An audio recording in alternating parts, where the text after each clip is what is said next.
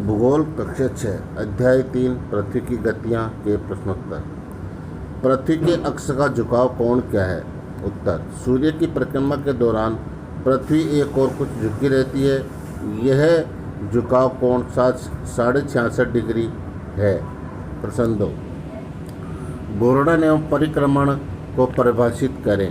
उत्तर, घूर्णन पृथ्वी का अपनी दूरी पर घूमना घूर्णन कहलाता है। पृथ्वी अपना एक घूर्णन 24 घंटे में पूरा करती है। इसी से दिन रात बनते हैं। परिक्रमण, सूर्य के चारों ओर एक स्थिर कक्षा में पृथ्वी की गति को परिक्रमण कहते हैं। तो क्या कहते हैं? परिक्रमण। लीप वर्ष क्या है?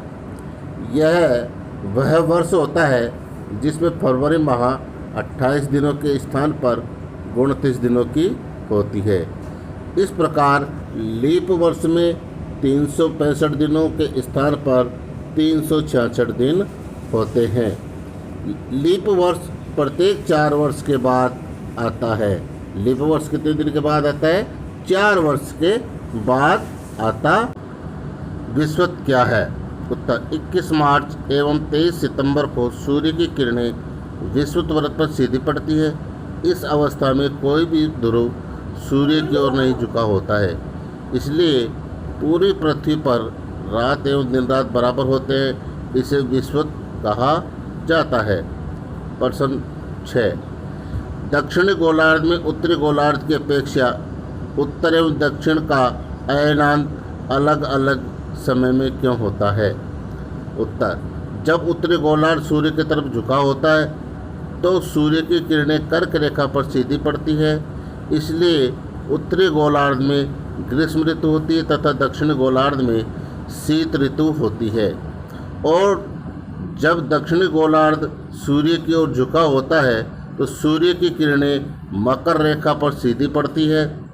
इसलिए दक्षिणी गोलार्ध में ग्रीष्म तथा उत्तरी गोलार्ध में शीत ऋतु होती है। ध्रुवों पर लगभग 6 महीने का दिन एवं 6 महीने की रात होती है। क्यों?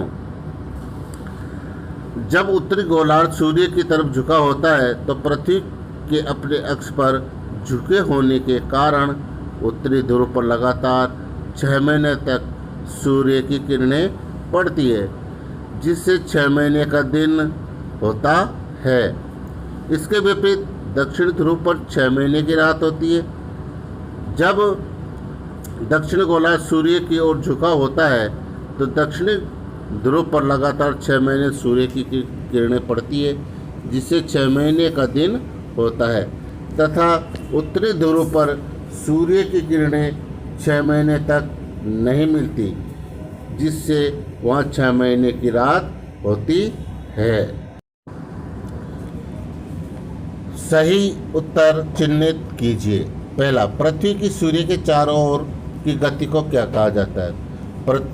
तो पृथ्वी की सूर्य के चारों ओर की गति को परिक्रमण कहा जाता है। ख उत्तर सही है। प्रश्न 2 देखिए, सूर्य की सीधी किरणें विषुवत वृत्त पर किस दिन पड़ती है? तो सूर्य की सीधी किरणें विषुवत वृत्त पर 21 मार्च को पड़ती है।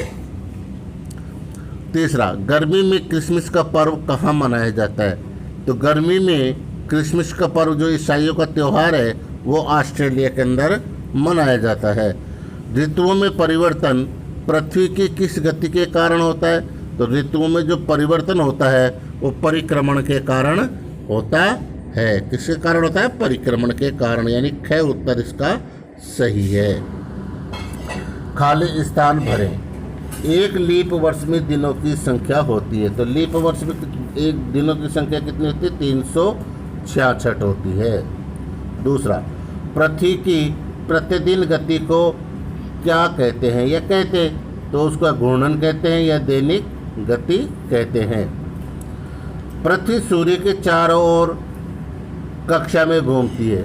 तो जो पृथ्वी सूर्य के चारों कक्षा में कैसे घूमती है? स्थिर घूमती है, अपने स्थान पर ही घूमती रहती है। 21 जून को सूर्य की किरणें रेखा पर सीधी पड़ती है। कौन सी रेखा पर सीधी पड़ती है? कर्क रेखा पर सीधी पड़ती है। कौन सी रेखा पर सीधी पड़ती है? कर्क रेखा पर। 5 और रिक्त स्थान ऋतु में दिन छोटे, अब कौन सी ऋतु में दिन छोटे होते हैं? तो सर्दी ऋतु में दिन छोटे होते हैं। धन्यवाद।